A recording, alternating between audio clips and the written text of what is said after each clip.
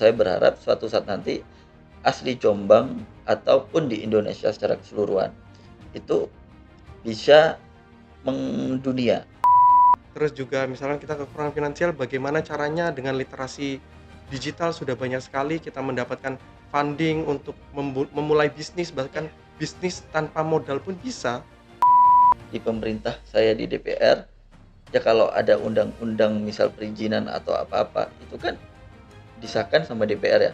Kita sebagai DPR harus mendukung. Ini yang dilupai lagi itu struggling dalam memulai. Mungkin mindsetnya itu jangan harus ada modal dulu baru mulai. Ya intinya fokus aja sebagai pengusaha muda yang ke depan, naik turun apapun masalahnya itu pasti harus bisa diselesaikan. Sebanyak masalahnya berarti bakal diangkat derajatnya semakin tinggi, berarti ilmunya itu lebih besar lagi, ya kan?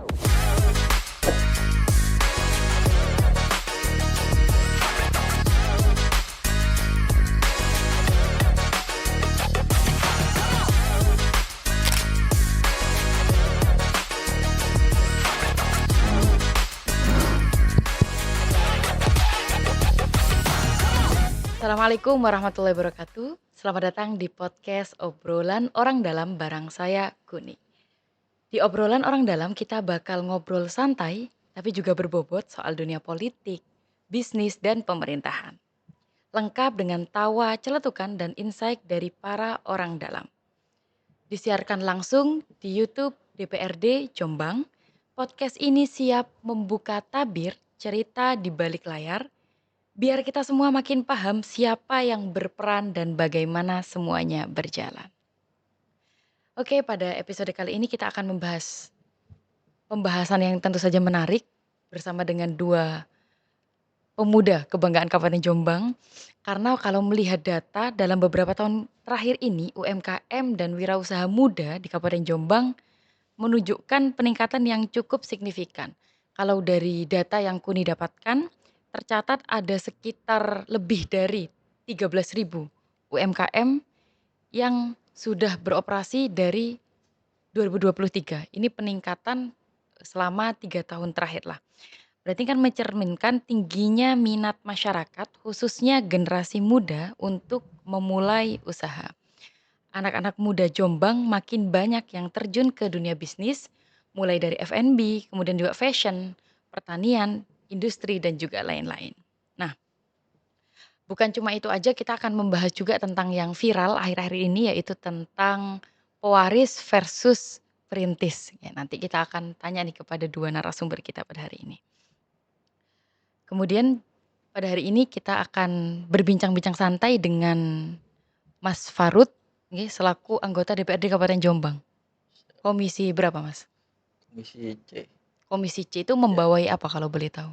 komisi membawahi tentang infrastruktur pembangunan, ya lebih ke masyarakat membangun infrastruktur gitu. Oke, dan juga bersama dengan pengusaha muda nih, perwakilan pengusaha muda Kabupaten Jombang nih. Ada Mas Ismu Rizal. Ya, Oke, selamat datang di podcast obrolan orang dalam. Udah pernah ke sini sebelumnya, Mas? baru pertama kali Oh, ini. baru pertama kali datang ke sini atau baru pertama kali podcast? Baru pertama kali podcast juga. Oke. Baru tahu kalau ada ruang ini, ada podcastnya di DPR. Oke, mungkin jarang main ke sini kali. Iya, jarang diundang soalnya. Oh, jarang diundang, berarti harus sering diundang nih. Ya, Oke. Ini Mas Ismu ini adalah owner F&B terkenal nih di Jombang. Ada bakmi macan. Ya, pasti Sobat Betul. Orel juga pernah kan? Siapa yang nggak pernah? Pelopor bakmi pertama mungkin di Kabupaten Jombang. Bisa jadi. Oke, bisa jadi. Soalnya kan udah lama kan ya, lumayan Ya. sekitar berapa tahun nih, Mas? Bakmi saya mulai dari tahun 2022. Oh, 2022. Ya, Lagi hype-hype-nya bakmi, tapi di Jombang kan masih masih belum ada. ya masih belum ada kan. Kemudian juga Cafe Convo sama Donat Tomadok ya. Betul. Dan juga bakmi Jawa dan sego sambel. Sego sambel. Betul, Oh, yang banyak baru. sekali sih ini. Ini kayaknya uangnya banyak nih, Mas. Bismillah. Oke. Kalau Mas Farud sendiri lebih ke industri ya? ya, Lebih ke industri di bidang? saya di bidang perminyakan sih, lebih Oke. ke industri perminyakan yang sudah dirintis dari dulu sih, memang sebelum mulai 2015 lah. Oh, udah lama berarti ya? Alhamdulillah sudah sangat lama. Sebelum lebih jauh lagi, Sobat Ordal siapin posisi yang paling nyaman kalian karena obrolan hari ini bakal seru, santai, tapi penuh wawasan, terutama buat Sobat Ordal yang ingin menjadi pengusaha muda. Oke, langsung saja nih kita mulai. Dari pertama, mungkin kita akan membahas dulu tentang kondisi ekonomi di Kabupaten Jombang. Baik, sebelum kita masuk pada isu-isu yang lebih dalam, kita ingin tahu nih gambaran besarnya tentang kondisi dunia usaha di Jombang. Kalau menurut Mas Farud nih, bagaimana Mas Farud melihat perkembangan dunia usaha di Kabupaten Jombang dalam beberapa tahun terakhir ini? Adakah perubahan yang cukup signifikan? Karena berdasarkan data kan ada 13.000 nih UMKM yang ada di Jombang. Apakah itu bisa dibuktikan nih Mas, kalau menurut Mas Farud sendiri? Kalau menurut saya dari pandangan saya, secara ekonomi global di Jombang daripada yang saya, mengerti ini sangat maju signifikan menurut saya. Karena kenapa? Karena sudah banyak, kayak kafe-kafe juga, Iya, ya kan? mulai rame ya? Mulai rame yang di mana dulu tuh kafe itu tahun 2020 ya, 2020 sekian itu udah yang sebelumnya udah tersebar di luar kota, yang di luar Jombang, dan akhirnya di Jombang pun teman-teman para pengusaha muda ini kreatif semua gitu kan. Akhirnya bisa membuat usaha-usaha baru para munculnya pengusaha-pengusaha muda itu tadi. Soal UMKM juga alhamdulillah eh, yakin sih saya ya UMKM itu bakal lebih maju di Jombang daripada dulu. Intinya signifikan maju lah untuk Beberapa UMKM tahun tadi. terakhir ini ya? Ya, Oke, berarti terhitungnya Kabupaten Jombang ini termasuk sudah maju dalam banyak ya sektor. banyak faktor. Oke, termasuk juga UMKM Kabupaten Jombang. Ya saya bicaranya ekonomi secara global ya. Oke. Secara global dengan adanya pabrik-pabrik masuk juga, dengan adanya banyak makanan yang dulunya nggak pernah ada di sini juga. Barusan ada beberapa UMKM dan yang lain, banyaknya kafe-kafe yang udah jalan ya kan. Itu menunjukkan bahwa sektor ekonomi di Jombang ini maju. Kenapa? Oke. Karena perputaran ekonomi itu yang bagus itu berkembang di daerahnya sendiri, melainkan jangan keluar, ya kan? Oke. Semakin perputaran ekonomi di luar di dalam Jombang perputaran semakin bagus. Nah, di sini untuk tingkat ekonominya akhirnya berkembang gitu. Oke. Kalau Mas Ismu sendiri melihatnya seperti apa, Mas? Sebagai, wirausaha muda nih, melihat dinamika yang ada di Kabupaten Jombang. Kalau sehemat saya ya, yang saya tahu kalau dalam sosiokultur di Jombang ini, mungkin, pas timing-nya itu after Covid ya. Jadi Oke. waktu Covid ketika ekonomi bahkan nggak cuma di yang saya geluti di bidang F&B, di bidang apapun juga semuanya merosot atau eee, bisa dikatakan tidak bisa berkembang scale up bisnis. Nah, setelah Covid itu momentum di mana usaha-usaha kembali kembali mulai Iya. mulai bangkit, kemudian banyak bermunculan, apalagi di Jombang ya. Di Jombang kalau sejarahnya dulu itu, eee, yang saya geluti di bidang F&B, mungkin untuk anak muda-mudanya sendiri, eee, masih bergelut di bidang kafe ataupun ini. Nah, sekarang sudah mulai kreatif. Jadi pemuda-pemuda nggak hanya di sektor kafe, sudah mulai berani dan tidak malu untuk menjual makanan. Iya. Mereka berani mempromosikan produknya sendiri, terus juga bisa berkembang di luar kota. Dari yang produk lokal asli asli Jombang, mereka bisa berkembang bisnis di luar kota ataupun buka cabang di luar kota. Dan di Jombang sendiri juga, sosiokulturnya mulai orang-orang daya belinya juga mulai tinggi. Oke. Yang sebelumnya mungkin kafe hanya ada satu 2 dulu mungkin sebelum Covid itu ya, yang mungkin harganya juga terbilang mahal, tapi sekarang orang-orang juga sudah mulai sosiokulturnya untuk nongkrong, Oke. untuk membeli barang-barang yang berkualitas di bidang makanan juga sudah mulai teredukasi, Berarti banyak. kalau bisa dibilang, apa ya, iklim usaha di Kabupaten Jombang cukup mendukung ya? Sangat mendukung, Oh, sangat mendukung ya? sangat mendukung menurut saya, sangat berpotensi. Dilihat dari apa, dari jumlah jumlah perkembangan tadi yang disebutkan ya, ada 13.000 kurang lebih, kebetulan juga menurut data yang saya himpuni ya, ada 65,82 juta jumlah pemuda. Kemudian ada rasionya sekitar 3,47% yang berusaha. Itu berarti, kalau diartikan dari jumlah pemuda semua yang ada di Indonesia, kemudian ditarik lagi subkulturnya di Jombang, sudah banyak yang mulai, memiliki memiliki ini ya, apa, pandangan atau mindset ketika mereka bersekolah, bukan hanya untuk sebagai karyawan. Oke. Jadi mereka juga harus, berentrepreneur, terus memulai bisnis, mulai dari berjualan apapun, terus mereka juga sudah mulai perkembangan teknologi, transformasi digital, mereka memperoleh atau ilmu dari internet juga sangat terbuka sekali. Iya, Maka dari situ mulai berkembangan bisnis-bisnis mulai kreatif, mulai unik, mereka mencari bukan hanya produk, tapi juga mulai ke experience iya, juga gitu. experience. Mulai Iya, dari pelajaran marketing 1.0 sekarang sampai 5.0 mereka juga sudah melek terhadap mempelajari itu ya. mempelajari itu. Oke, itu berarti sekarang juga bukan hanya, secara offline aja ya, memang online-nya juga sudah Betul, Iya dong. gencar banget ya? Iya, kan sekarang ini kan zaman semakin canggih ya. Kita Iya, harus mengikuti inovasi-inovasi ya dengan kekreatifan itu. Dulu sempat dalam kata bahasa hal itu kalau pengusaha membuat sesuatu itu harus yang kontroversial. Maksud saya tuh oke. dulu yang banyak yang kayak Tokopedia misalnya, kayak TikTok dulu kan nggak ada, ya kan? Iya, jarang, Sampai di ban dan yang lain. Dan iya, sekarang ya alhamdulillah bisa membuat media promosi masyarakat kan gitu. Nah ini sesuatu hal kalau menurut saya pengusaha itu bagaimana ekonomi kreatif itu bagaimana caranya nilai zero nol itu menjadi value. Gitu.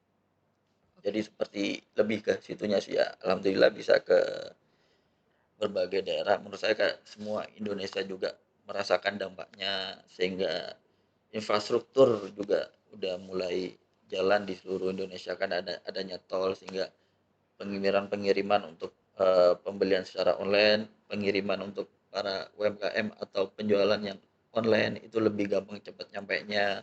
Mungkin yang tahun dulu itu nyampe 1 minggu, sekarang mungkin 2 hari 3 hari udah Ya, nyampe sudah ya dari sampai. udah berbagai provinsi gitu ya. Udah gampang ya sekarang ya? Iya, Soalnya juga kalau mau di bendung pun juga tidak mungkin kan? betul. Kita tidak akan bisa melawan teknologi yang ada gitu, apalagi semaju ini gitu. iya. Kemarin juga sebelum membahas lebih dalam lagi nih tentang ekonomi kreatif, Hmm. kemarin kan juga di media sosial nih, salah satunya karena media sosial kan ada viral kan istilah pewaris dan perintis, membedakan.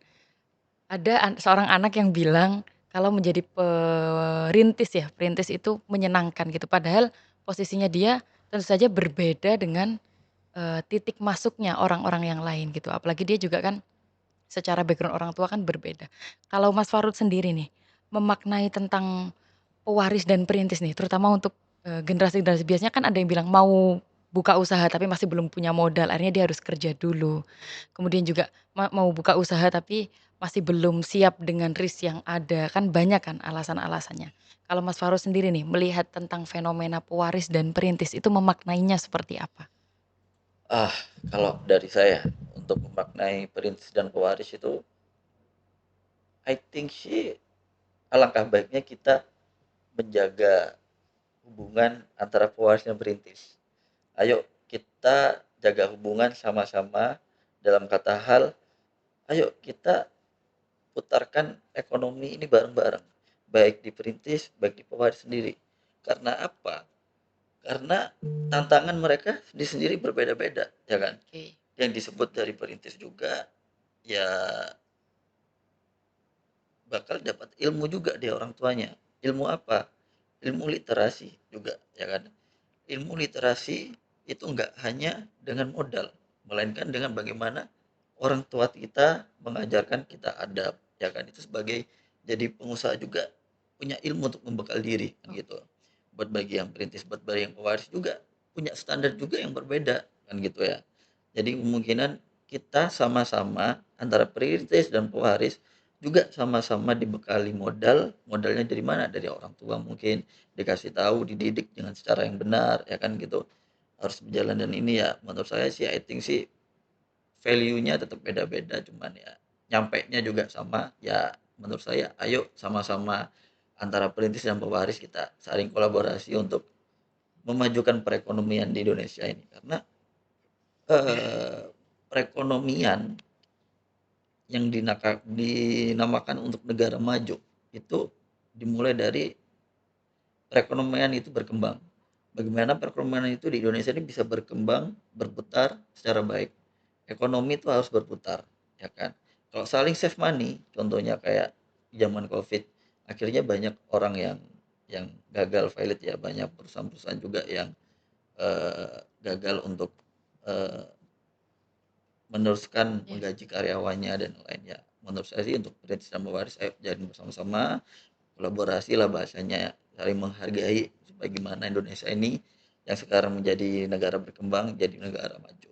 Oke, mungkin yang penting sama-sama berkarya, entah mungkin startnya dari start yang berbeda, tetapi tidak hanya fokus pada kata-kata perintis ataupun pewaris, yang penting kan bergerak gitu kan, Yang penting untuk bergerak tujuan yang sama yaitu perekonomian memajukan perekonomian di Indonesia. Indonesia. Oke, Karena ya memang kita untuk membangun sebuah negara maju itu nggak bisa sendiri, ya ya, kan? Kenapa? Ayo kita tanamkan hal-hal baik kepada penerus-penerus bangsa kita. Ya nggak semuanya atau saya pun nantinya juga bakal ada penerusnya. Pasal ya, penerus ini bukan hanya dari keturunan darah doang, melainkan anak bangsa Indonesia, gitu oke, kan. Nah, anak bangsa Indonesia ini ayo kita kasih edukasi di dalam teknologi-teknologi yang udah berjalan, edukasinya secara positif. Tentang apa? Ya tentang misal, oh gini loh cara berbisnisnya, seperti ini loh cara berbisnisnya. Membahasnya tentang berbisnis saja, ya ya, kan. Tentang baca buku, kalau saya lebih suka baca buku ya tentang Rich Dad and Poor Dad itu kan dari Robert Kiyosaki. Itu oke, pengalaman saya ini sebagai contoh juga ya. eh, saya itu membaca sebuah informasi itu melainkan dari buku, melainkan dari data yang benar. Nah, saat itu eh, kalau kita menanamkan hal yang baik dari dulu ke penerus, ya kan. Ini sebagai contoh saya, tahun ya, 2013 saya baca berita Robert Kiyosaki itu meramalkan bahwa emas ini bakal naik, ya kan. ya, Sekarang udah naik 2 kali lipat. Coba 2013 itu saya ada ya, beberapa lihatnya beli emas. Ini kalau orang pintar baca peluang, ya kan, oke, baca peluang dan menyerap informasi yang baik bagi penerus bangsa ini juga baik ke depannya gitu loh. I think sih ya seperti itu ya. Asupan-asupan yang baik yang harus kita tanamkan ke penerus bangsa ini sehingga penerus bangsa nanti itu bisa mendirikan perekonomian lebih baik dan ya, harus menjunjung tinggi 2045 menjadi Indonesia emas oke. gitu. Bagus, sekarang sebenarnya emas bukan 2 kali lipat lagi kayaknya. 3 kali lipat Heeh, malah. empat udah kali 4 lipat. kali lipat kalau dari tahun 2013 ya, yang mungkin masih 500 ribuan Oh kan. enggak dulu juga saya bacanya 2023. Oh 2023, tak kira 2013 kan itu udah panjang Enggak. banget ya. Kalau menurut Mas Ismu sendiri, memaknai pewaris dan perintis atau mungkin Mas Ismu termasuk yang pewaris atau perintis nih? Kalau boleh tahu nih. Ini menarik sih ya. Kayak di sosial media kan lagi rame tuh ya. Iya, lagi rame Jadi soalnya. perspektif pewaris atau perintis ini. Perintis ya, pada adu nasib juga sih Benar, sebenarnya. saya ini pewaris atau saya perintis, saya pewaris. Nah, kalau saya sih gini, eh kalau saya pernah lihat film di Netflix itu ada namanya eh Mad Unicorn. Jadi Mad Unicorn nih nanti kalau misalkan lihat ya 7 series, dia itu termasuk kategori orang yang perintis. Dari Oke. orang kebetulan kisahnya itu di Thailand.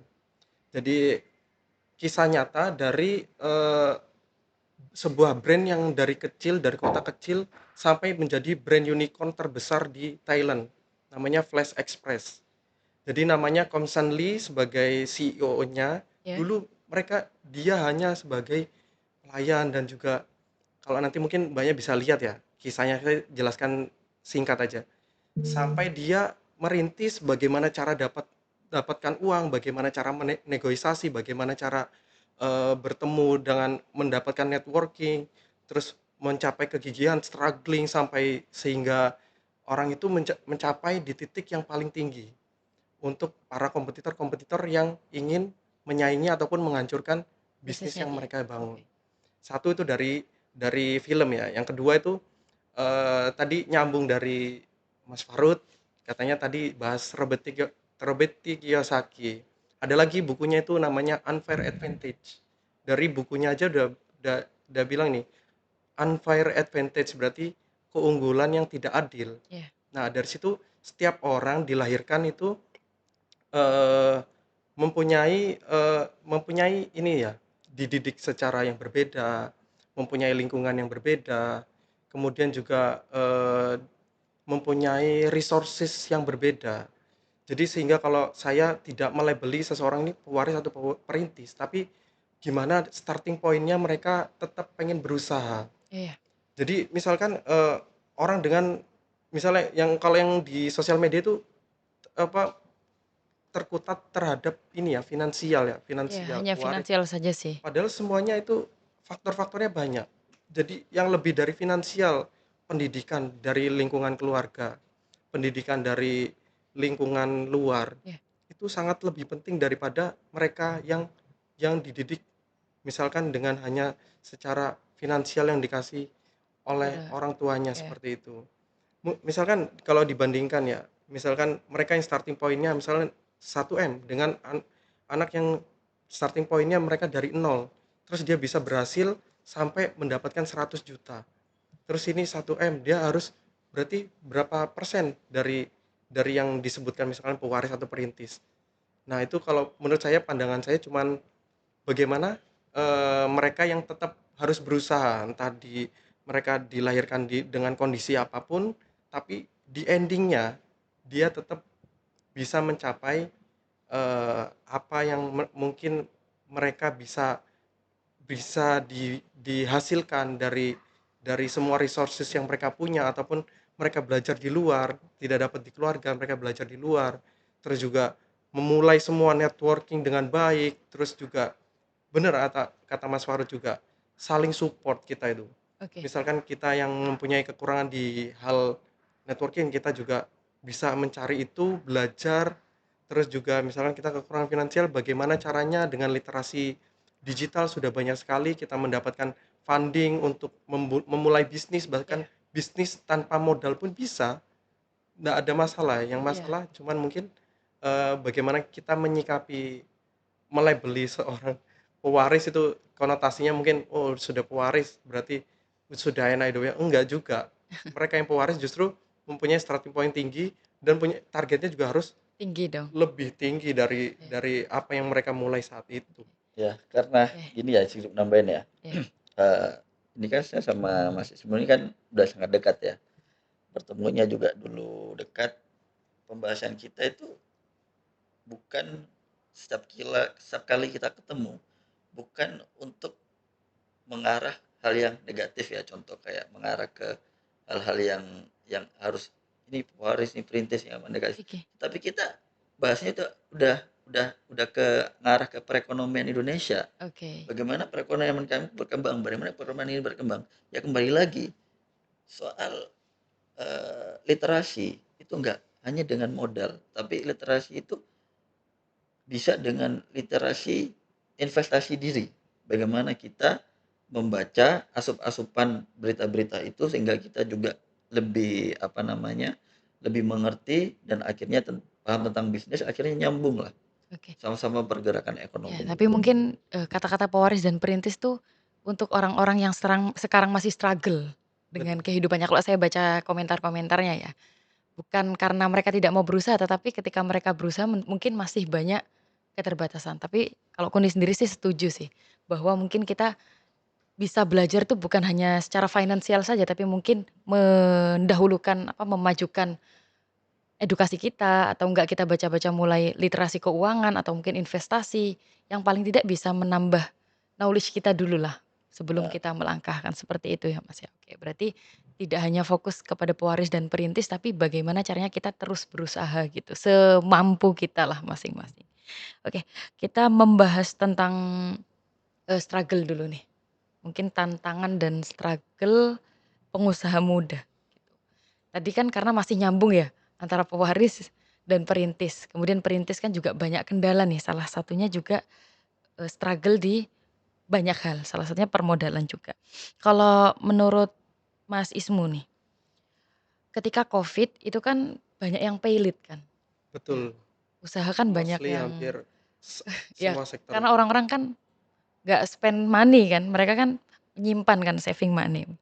Strategi apa yang paling membantu Mas Ismu bertahan di tengah Covid kemarin dan juga sekarang? Sekarang kan persaingan bisnis juga semakin menyala nih, alias semakin banyak. Strategi apa kira-kira yang paling menyelamatkan gitu, Mas? Terima kasih. Jadi kalau pengalaman pribadi ya, ketika ada terjadi unconditional seperti Covid seperti itu, kita selalu evaluasi tiap hari. Gimana keadaan dan regulasi dari pemerintah. Mungkin dulu waktu pertama mungkin kita masih boleh berjualan, tapi dengan catatan ada social distancing Iya, seperti itu.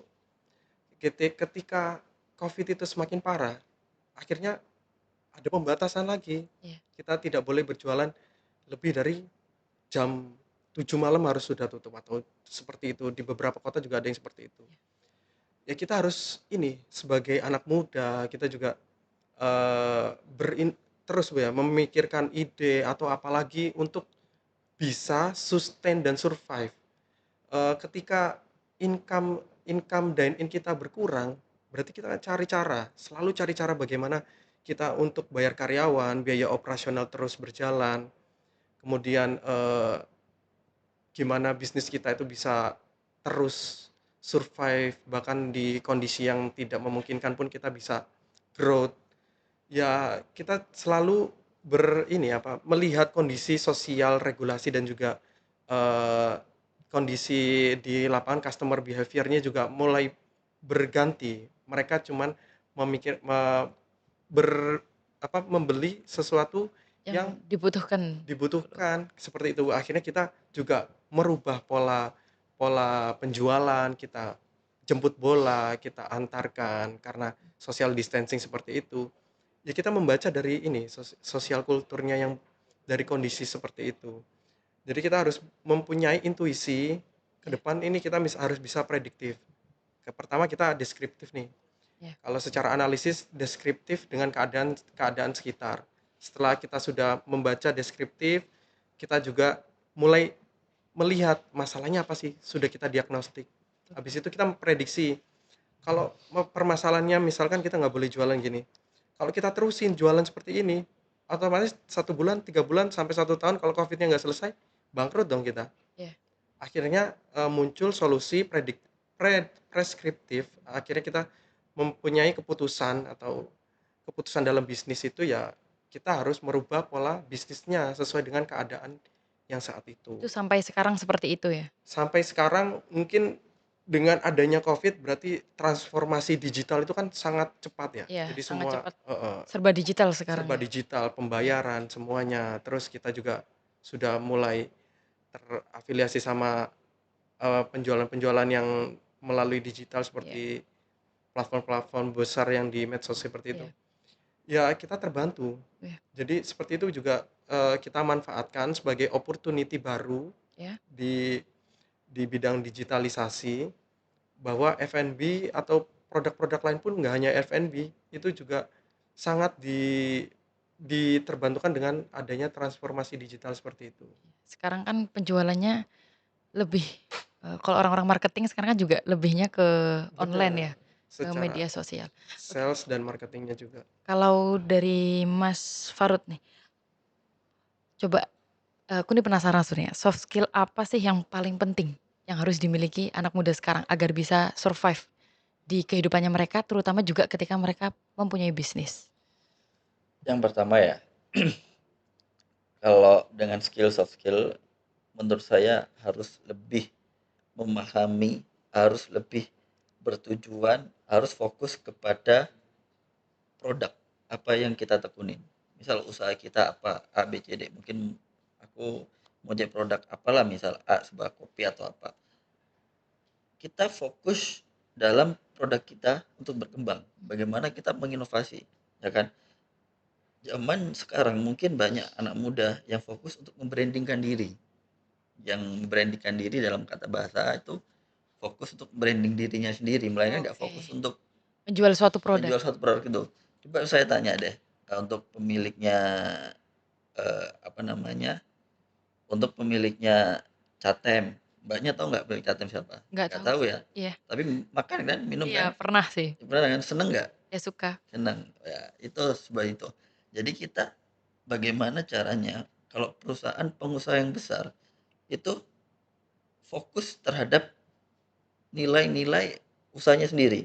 Bagaimana bisa mereka berkembang, ya kan? Mhm. Contohnya kayak dulu kita nggak ngerti. Punya TikTok punya siapa tahu nggak? Apa? TikTok Ya, kenapa? Nggak tahu. nggak tahu kan? Nggak tahu. Tapi pakai aplikasinya kan? Kalau ya pernah pakai. Oh pakai ya? Ya, tapi kalau sekarang lagi dihapus. Oh lagi dihapus. Iya, soalnya nanti TikTok-an mulu. Oh, Tapi pernah pakai dong. oh ya itu sebagai contoh bahwa pengusaha yang benar-benar mereka itu melihat eh, produk mereka, kelemahan mereka seperti gimana. Kita ambil contoh deh Mbak, ya kan. Saat itu TikTok pernah marak di Indonesia dan Iya. sempat di Sempet di-ban ban juga. juga ya kan. Iya. Sempat di ban juga dan akhirnya waktu itu bersaing dengan Facebook. Ini negara maju loh. Kalau Iya. TikTok dari Cina, kalau Facebook dari Amerika, Iya. ya kan. Ini sama-sama negara maju nih, ya kan. Sharing perang dagang gitu kan. Nah, di mana sekarang kalau zaman dulu yang saya lihat anak muda pendiri Facebook, Mark Zuckerberg, ya kan, itu sampai menyadari. Saya sempat baca di salah satu berita. Saya tidak menyadari bahwa perkembangan TikTok sampai segitu. Saya hampir lupa bahasanya. Iya. Nah, di situ pentingnya kita bahwa TikTok ini terus inovasi, inovasi, inovasi dengan produknya sendiri sehingga dia bisa bersaing untuk di dunia. Sekarang penggunanya di mana-mana. Iya, siapa yang Bisa nggak pakai TikTok? iya dong, bisa berdampak buat Iya. orang lain ya, bisa Iya. berdampak untuk apa namanya? Untuk promosi usahanya sendiri Iya, dan betul. lain-lain. Ya ekonominya I think ya orang yang fokus untuk nilai produknya sendiri itu lebih lebih ke berguna bagi orang lain. Oke, fokus ke produk ini produk yang ada wujudnya ataukah termasuk jasa juga? Karena sekarang kan juga banyak kan yang menawarkan jasa gitu, bukan hanya produk yang bisa dilihat Jasa pakai apa ini? dipegang nih. Jasa apa ini? Jasa mungkin kayak desain grafis itu kan sekarang kan juga nggak bisa dilihat kan, Heeh. nggak bisa dipegang gitu kan. Tetapi biasanya kalau teman-teman saya ya nge-branding dirinya sendiri tuh branding sesuai dengan, jasa yang mereka bisa. Contohnya kayak mungkin public speaking gitu.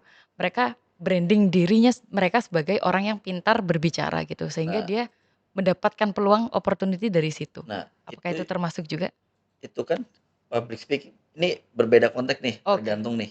Kalau di public speaking misal boleh karena memang Oh. usahanya memang seperti itu, Oh gitu. ya Jadi kan? fokus Karena pada apa usaha yang nilainya apa fokus apa yang produk kita ada, oh gitu. gitu kan, Oke. ya kan? Jadi fokus dengan produk apa yang kita ada. Kalau kalau kalau yang di public speaking ya memang kerjaannya harus ada di publik, ya harus Iya. di brandingnya di publik kan Iya, gitu oh kan. gitu. Jadi tergantung ke, sesuatu yang ingin mereka tekunin gitu ya? Iya, ya contohnya kayak Mas Ismu inilah. Iya. Mbaknya mungkin nggak ngerti dulu bakmi cap macan punya siapa, ya kan? Iya, Ngerti nggak, Konvo punya nggak tahu. siapa? Nggak tahu kan? Iya, Orang Jombang? orang Jombang. Nggak tahu bakmi cap macan? Iya. Nggak tahu Konvo kan? Oh, tahu kalau konvonya tahu. Enggak, yang Yang punya punya nggak tahu. nggak tahu kan? Iya. Tahu tahu nggak sekarang sampai melebar ke luar kota juga, ya kan? Oh, Nggak tahu kan? nggak Ini tahu. yang punya hadir di sini, duduk di sini, ya inilah salah satu produk anak Jombang yang berhasil untuk menilai usahanya sendiri sehingga berkembang. Oke. Karena fokusnya pada produknya sendiri, gitu Oke. loh. Kalau nggak fokus sama produk sendiri itu berarti fokusnya ke mana itu?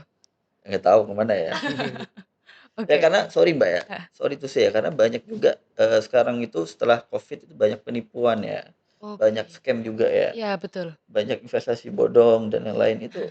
Ya itu untuk menyelamatkan itu sih. Kalau Oke. dari saya lebih berpikirnya sih, eh sorry to say ya, waktu kita setelah COVID itu kan banyak orang bermain saham, ya Iya, enggak? betul. Akhirnya banyak juga orang yang bermain ini sampai ada kasus yang waktu itu kan ada yang intinya membranding sendiri, membuat apa, akhirnya gagal, orang itu kena tipu dan lain-lain. Seperti itulah, Oh ya. gitu ya. Jadi oke, ya bisa Paham ya? dipahami lah. Paham ya? Iya. Paham ya? Paham ya maksudnya Iya, ya? kalau dibahas soalnya nanti bakal panjang dan Iya, bakal iya, keluar konteks sih sebenarnya. iya, Oke, membahas tentang pesatnya teknologi kan, apalagi juga generasi muda Gen Z ini kan terkenal dengan generasi yang kreatif-kreatif kan. iya. Kreatif-kreatif kemudian juga mereka out of the box, inovatif gitu. Ada aja kan pikirannya Gen Z daripada sebelumnya Gen Z mungkin, baby boomers atau yang lain gitu.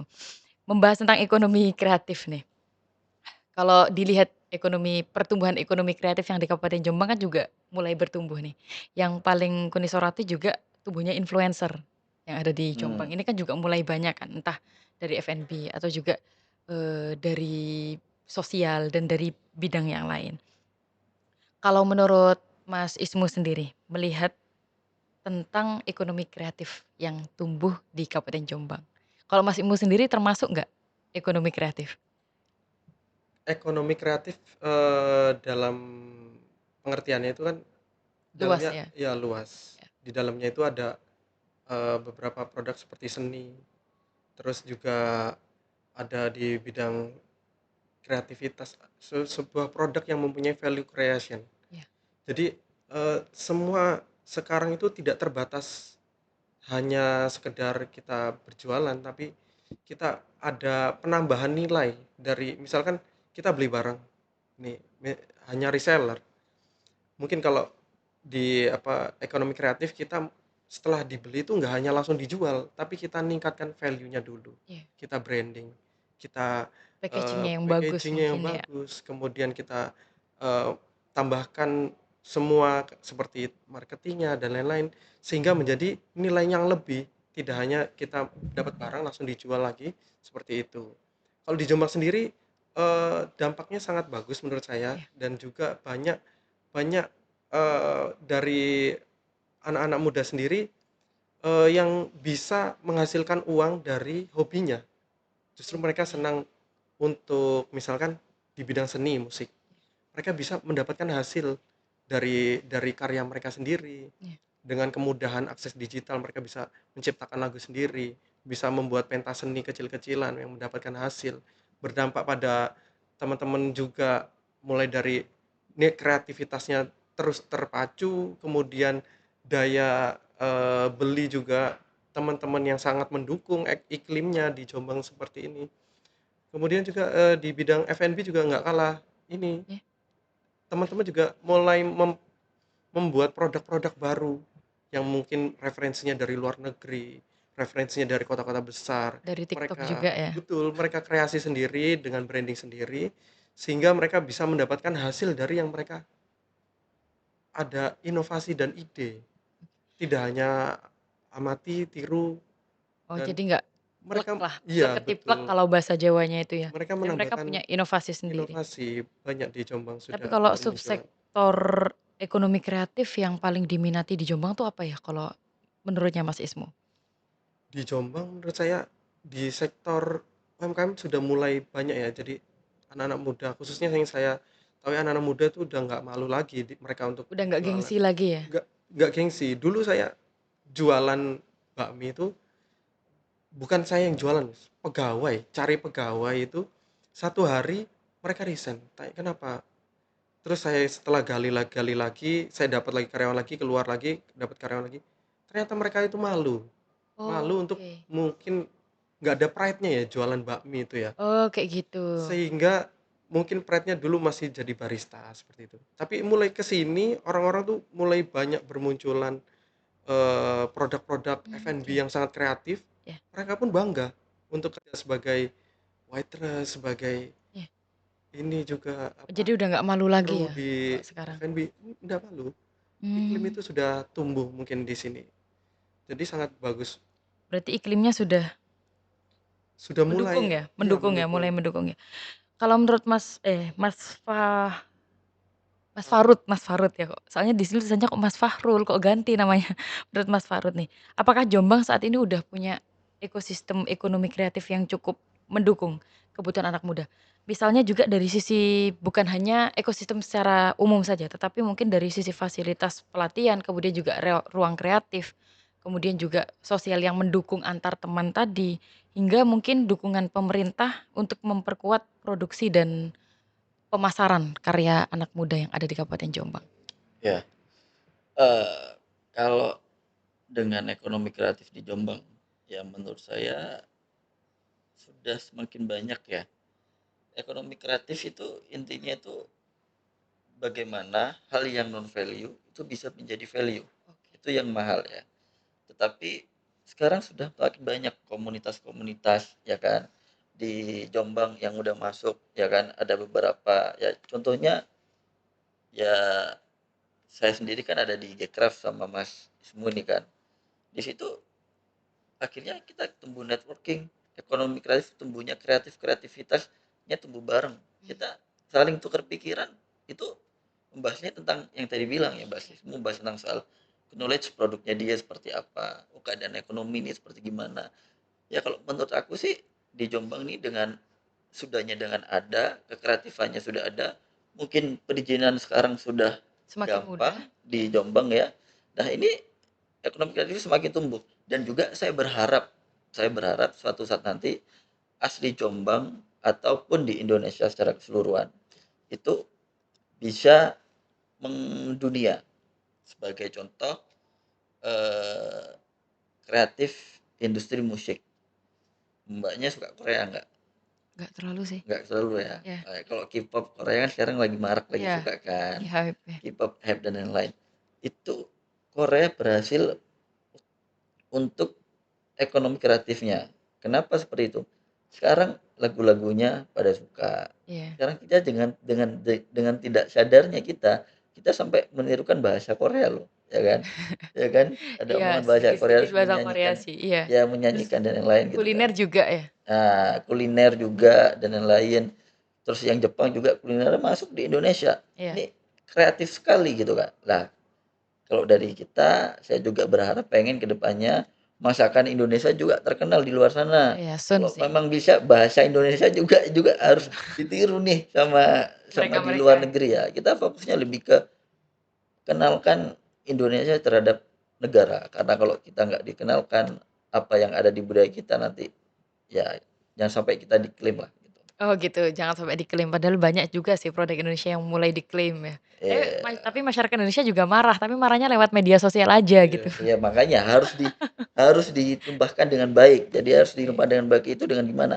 Kita membuat produk yang aslinya nanti yang harus dikenal sebagai negara. Makanya dari itu saya sangat tersanjung ya kepada Bapak Presiden kita ya, karena sangat mendukung sekali terhadap perekonomian lokal asli Indonesia gitu sih.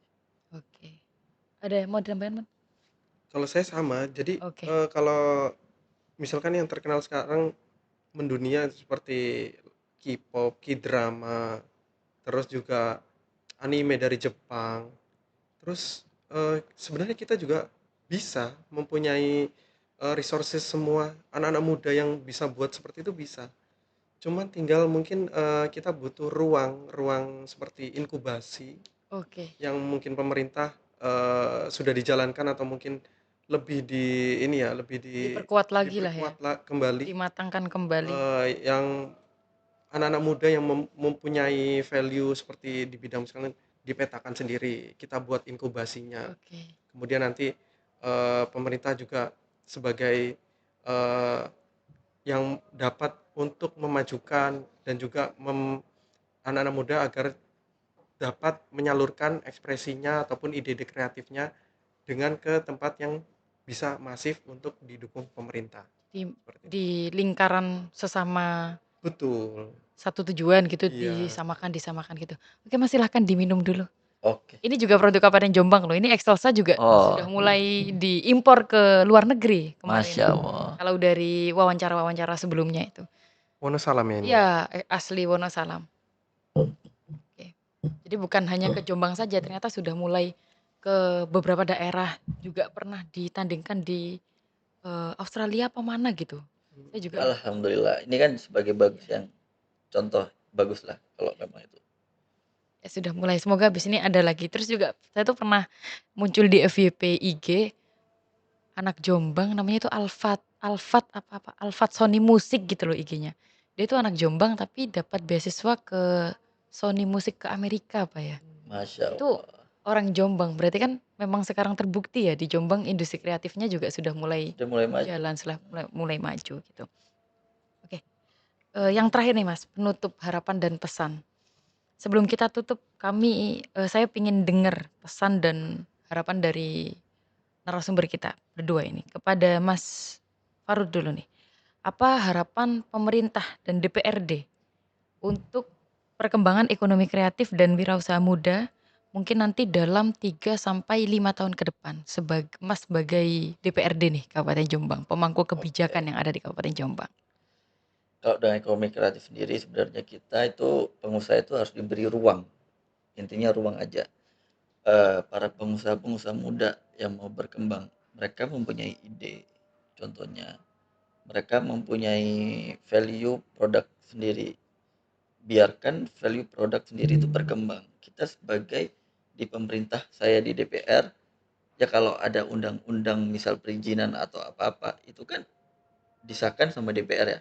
Kita sebagai DPR harus mendukung. Pertama apa sih sebenarnya yang disulitkan oleh para pengusaha? Izin sebenarnya. Izin yang benar ya. Kalau izinnya sudah aman, udah mereka merasa tidak terganggu, akhirnya kreatifnya terbuka. Intinya saya harap pemerintah juga bisa support apa yang jadi situ. Ya banyak juga sih penyulit sering ikut-ikut apa namanya ya, eh, apa yang kita susah dari pemerintah itu ekonomi. Jadi gini, pengusaha-pengusaha di Jombang atau UMKM itu terbukti SLSA udah maju. Iya, Berarti atas bentuk support kan gitu kan. Seperti itulah kalau dari saya sih. oke. Terima kasih Mas. Kalau dari Mas Ismu nih, apa pesan untuk anak muda, terutama juga anak muda yang ingin merintis usaha, yang mungkin mereka belum punya modal cukup besar untuk memulai sebuah usaha yang besar juga? Oke. Ya, jadi tantangan anak muda sekarang itu mereka yang mau berusaha ataupun memulai karirnya, entah itu di bidang apapun, satu, anak muda itu cenderung mempunyai keterbatasan pendanaan. Iya, Yang kedua, minimnya mungkin jaringan, kemudian juga akses tadi ya, akses permodalan dan juga eh, ini yang dilupai lagi itu struggling dalam memulai. Mungkin oke, mindsetnya itu jangan harus ada modal dulu baru mulai. oke, Jadi ada ide langsung lakukan, entah itu apapun yang mereka concern di bidang apapun, ketika setiap hari mereka lakukan, terus evaluasi tiap hari, mungkin dinamika bisnis itu mungkin naik turun, iya, tapi ketika itu dilakukan setiap hari, tapi dilakukan misalkan setiap hari selalu ada evaluasi. Kita itu dilakukan seminggu 7 evaluasi, dilakukan sebulan 31 tahun 356 evaluasi. Otomatis barang yang sebelumnya belum sempurna, mereka lakukan dengan konsisten setiap hari, bakalan jadi. Entah itu bidangnya apapun, menurut saya bakalan mereka harus konsisten di satu bidang. oke. Walaupun mereka terjadi dinamika ya misalnya. Dinamika mulai turun biasanya kebanyakan anak muda itu saya juga ngalami ketika mau menyerah. Ketika pas waktu turun, ini gimana ya diterusin apa enggak ya?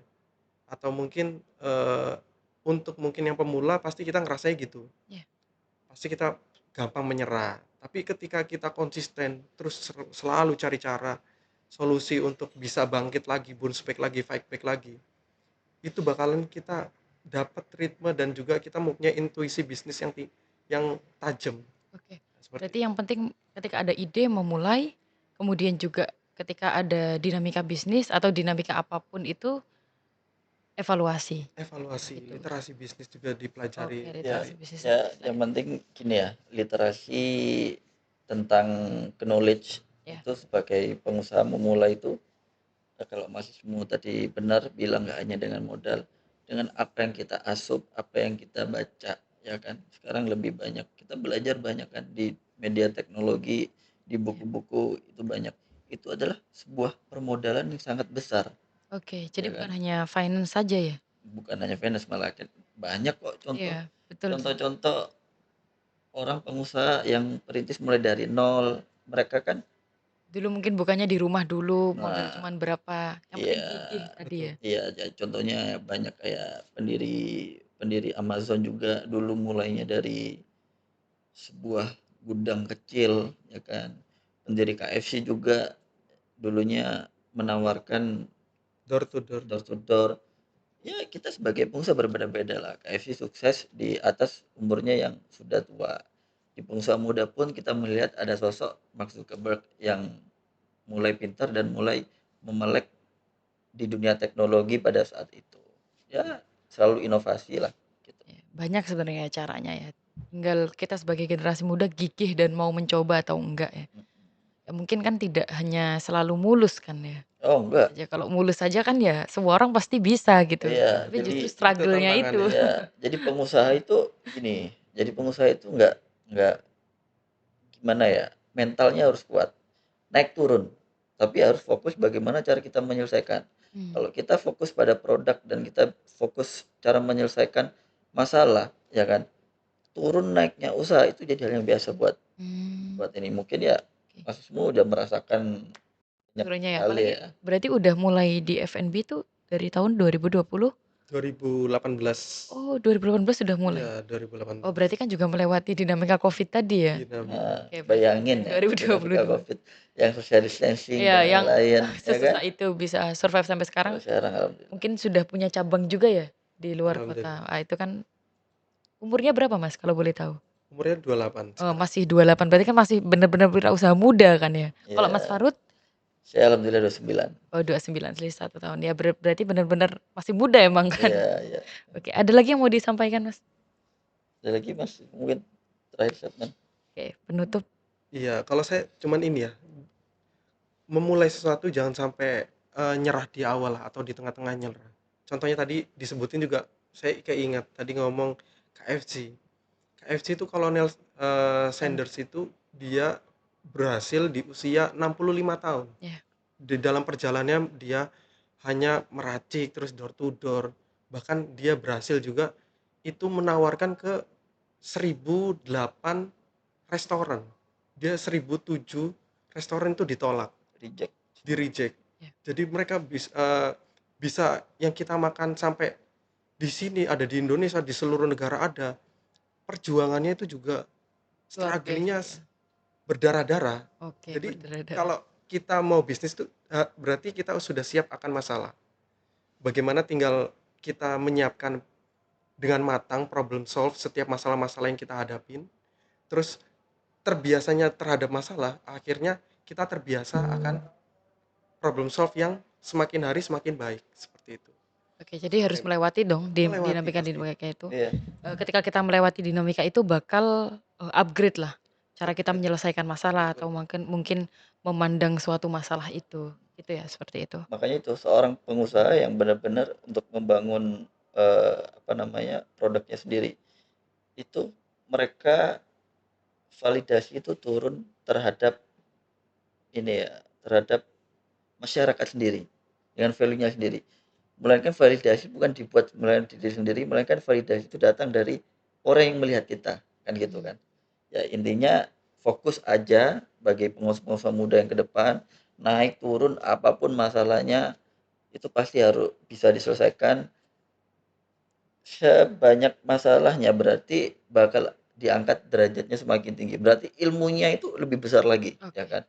Contoh ya banyak perusahaan yang besar Elon Musk ya kan yang dulu kita nggak tahu sekarang sudah bisa membuat Starlink di angkasa yang kita nggak Iya, ngerti kan gitu ya. Dulu kan strategi sebenarnya banyak banget iya. gitu kan. Jadi ya berbeda-beda lah setiap orang tahapannya berbeda-beda tapi tetap semangat apapun masalahnya itu bisa diselesaikan dengan baik.